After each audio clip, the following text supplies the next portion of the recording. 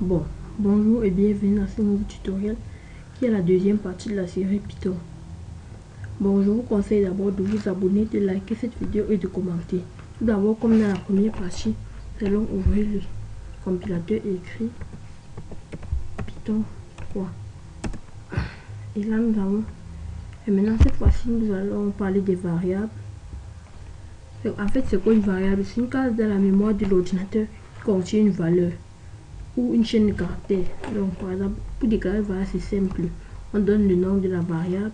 Donc là on peut mettre pi par exemple et égal, on donne là, on a la valeur de la variable 36. Si on met pi, on obtient 36. Une variable peut aussi contenir une chaîne de caractères comme par exemple ERT. Après si on met la pi, la ERT. Et là, nous pouvons aussi voir qu'on peut afficher une variable avec la fonction print qu'on a vu la dernière fois. Donc print, si on met print pi, là on voit bien qu'on nous affiche pi. Ça c'est la chaîne de caractères pi parce qu'on a mis les doubles côtés. Si on met print pi, on a ERT. Et on peut aussi additionner des variables. Pour la valeur d'une variable, la fonction, une autre manière c'est a, par exemple r, pour donner simultanément une valeur à plusieurs variables. 5, si on met a, on a 5. A c'est pour la première variable, on a 5. Et r, on a 4 parce qu'on a la variable 4 à r. On peut faire ça avec plusieurs variables, puis les deux en plus.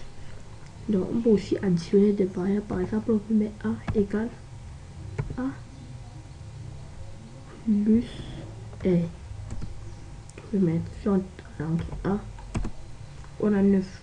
Donc 5 plus 4 égale 9. Si on donne cette valeur, par exemple 5 plus 6, entrer sur on entre A, on a 11. On voit. Et il y a aussi des. Maintenant, il y a ce qu'on appelle les mots-clés. Nous allons voir ça plus tard. Par exemple, une variable va avoir le nom while, par exemple. Syntaxe euro.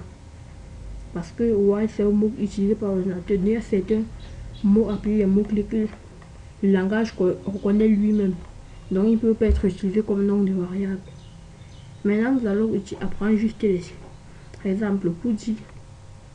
Bon, ça c'est la fin de ce tutoriel. Dans la prochaine partie, nous allons parler des conditions. Bon, à la prochaine.